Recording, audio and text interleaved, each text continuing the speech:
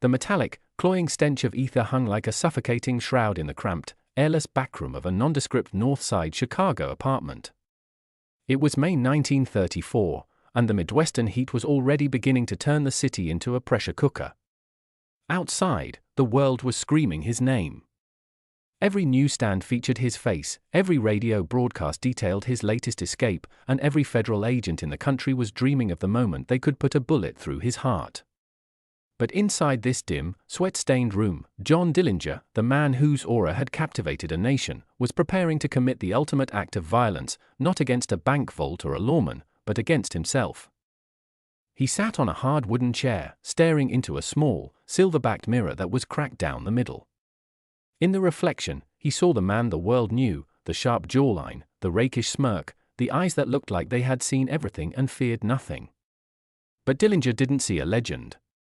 He saw a man who was being hunted by his own reflection. He saw a man who was tired of being a target. To survive the closing net of the FBI, he had to destroy the icon and become a phantom. The two men standing over him were not the high-priced surgeons of the Chicago elite. They were Wilhelm Loser and Harold Cassidy, men who had been chewed up by the medical establishment and spat out into the criminal underworld. Loser, his hands trembling slightly from a quiet but persistent morphine habit, laid out a row of scalpels and forceps on a stained towel.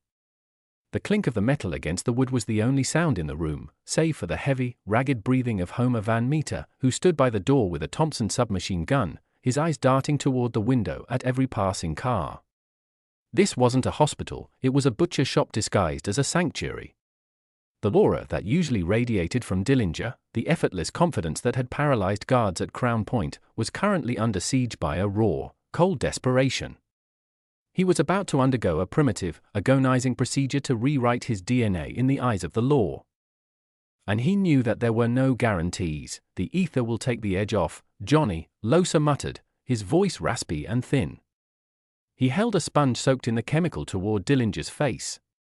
But Dillinger pushed his hand away. He wanted to feel it. He wanted to stay awake as long as possible, to keep his mind sharp in case the G-men decided to break down the door. He understood that in the world of the shadow, a man's only true weapon is his consciousness. He took a deep, steadying breath, gripped the underside of the table until the wood groaned under his strength, and nodded. The procedure began with the precision of a nightmare. The doctors began to slice into the skin of his nose, attempting to flatten the bridge that had been a landmark on every wanted poster in America. They tucked the skin beneath his chin, trying to alter the silhouette that had become a symbol of defiance for the downtrodden. Every cut was a test of his resolve. The pain was a white-hot needle stitching through his nervous system, but Dillinger remained a statue. He was a man who had decided that he was already dead to the world, and you cannot hurt a ghost. As the surgery on his face progressed, the psychological weight of what he was doing began to settle in the room. He was literally peeling away the person he had been. He was murdering the farm boy from Morseville and the gentleman bandit of the Midwest to create something new. Something unknown.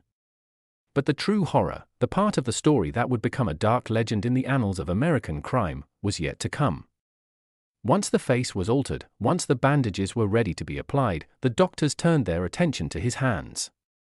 In the 1930s, the science of dactyloscopy, fingerprinting, was the FBI's greatest pride. It was the one thing that could never be lied about, the one truth that J. Edgar Hoover could count on.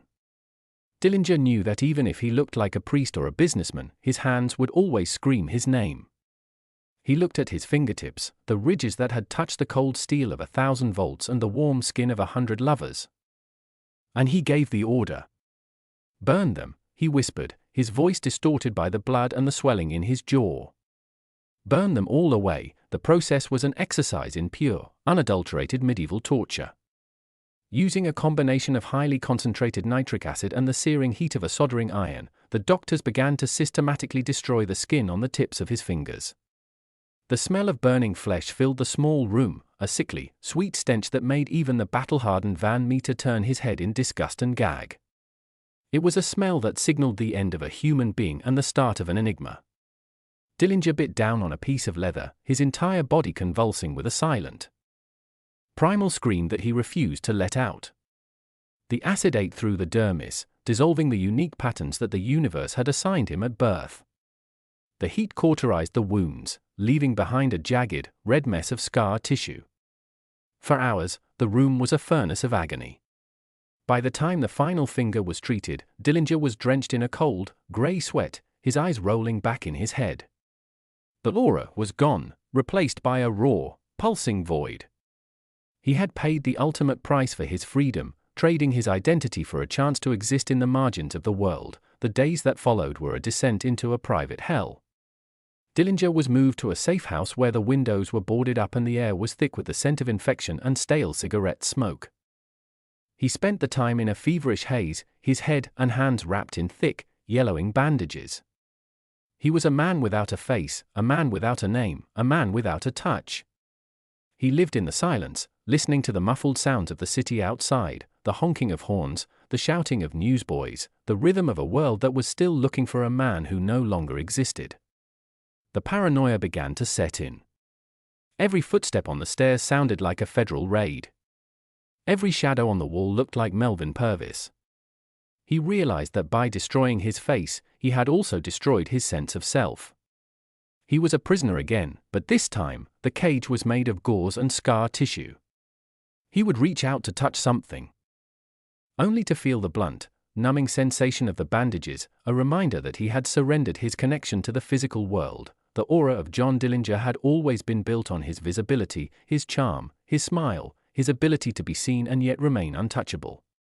Now, he was invisible in the worst possible way.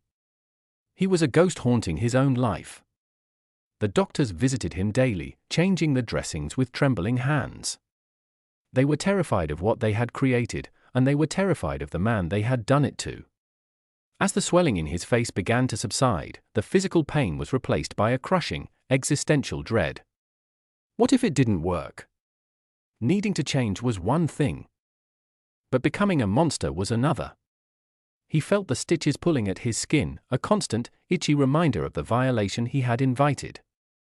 He was a masterpiece of desperation, a work of art created by a soldering iron and a morphine addict. Finally, the day arrived for the unveiling. The room was filled with the heavy, tense energy of his crew. Babyface Nelson was there, his eyes wide with a manic, childish curiosity. Homer Van Meter stood in the corner, his hand never far from his sidearm. Dr. Losa, looking more haggard and broken than ever, began to unwind the linen strips. As each layer fell away, the tension in the room ratcheted up until it felt like the walls themselves would crack. The final layer of gauze was removed from his face, and for a moment, no one breathed. Dillinger reached for the cracked mirror once again. He looked into the glass, and for a split second, he didn't recognize the man looking back. The swelling had left his features distorted and lumpy. His nose was a flat, characterless ridge. His chin was tucked into a strange, artificial angle. The rakish smirk was gone, replaced by a jagged line of red scar tissue. He didn't look like a new man, he looked like a man who had been in a terrible accident and survived only by a miracle of dark science. "I look like a goddamn gargoyle," he rasped, his voice still thick from the trauma. He looked at his hands, the bandages coming off to reveal smooth, pink, and featureless pads. The fingerprints were gone, replaced by a glossy, unnatural texture that looked like melted wax. He tried to grip a glass of water, but his fingers felt clumsy and alien. He had successfully murdered John Dillinger, but the creature that had taken his place was a stranger even to him. A wave of profound, soul-chilling disappointment washed over the room. His crew looked away, unable to meet the eyes of the man they had once idolized.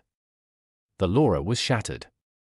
They didn't see the king of the outlaws anymore, they saw a fugitive who had mutilated himself in a fit of panic. It was a moment of absolute vulnerability, a moment where the legend seemed to crumble under the weight of its own survival instinct, but then, something happened. Dillinger stood up from the chair. He straightened his back, adjusted his tie, and reached for his hat. He placed the fedora on his head at the same sharp, defiant angle he had always worn. He looked at the men in the room, and though his face was a distorted mask of its former self, that same cold, predatory light began to burn in his eyes. The aura didn't come from his jawline or his fingerprints, it came from the ironclad will that resided in his chest. He realized that the disguise didn't have to be perfect for the world, it only had to be perfect for him. He leaned into the mirror, touched the scar on his lip, and forced a smile. It was a terrifying, grotesque expression, but it was full of the same lethal charm that had made him public enemy number one.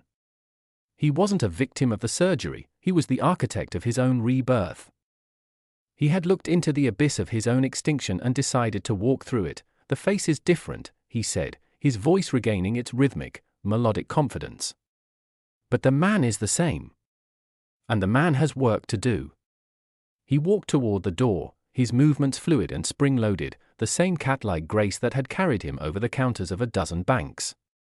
He stepped out into the Chicago night, the warm air hitting his sensitive, newly healed skin like a caress. He walked past a beat cop on the corner of the street, a man who had Dillinger's old face memorized on a card in his pocket. The officer looked at the man with the strange, lumpy features and the bandages on his fingers. But he didn't see a criminal. He saw a man who walked with the authority of a king, a man whose aura was so dense it commanded the space around him. The cop looked away, intimidated by a presence he couldn't name. Dillinger didn't even slow down. He had learned the most important lesson of all: identity is a cage, and he had finally broken the locks. The burning of the fingerprints was a failure of science but a masterpiece of psychological warfare.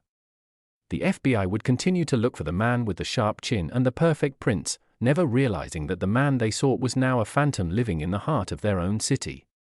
He spent the next few weeks submerged in the Chicago underworld, visiting baseball games, eating at crowded diners, and even sitting in the same theaters as the men who were hunting him. He was a ghost in plain sight, a man who had traded his humanity for a legend. Every time he looked at his featureless fingertips, he was reminded of the fire he had walked through to stay free. The pain was gone, replaced by a cold, crystalline focus. He was John Dillinger, and he was no one. He was the ghost that haunted the American dream, a reminder that the law could only catch what it could identify, and he had made himself unidentifiable. As he sat in a dark booth at a tavern, watching the newsreels of the FBI's latest victory over a small-time gang, he felt a sense of dark amusement. They were fighting yesterday's war. They were looking for a man who had died on a kitchen table in a North Side apartment. He was something else now. He was the byproduct of a system that valued the image over the man, and he had used that system to disappear. The Laura was now a shield, a cloak of invisibility that allowed him to move through the world like a shadow. He was ready for the final act. He knew that the clock was ticking, that the law would eventually find a way to pierce the veil, but for now, he was the master of his own destiny. He had burned away his past to buy a few more months of the present, and in the world of John Dillinger, that was a bargain he would make every single time.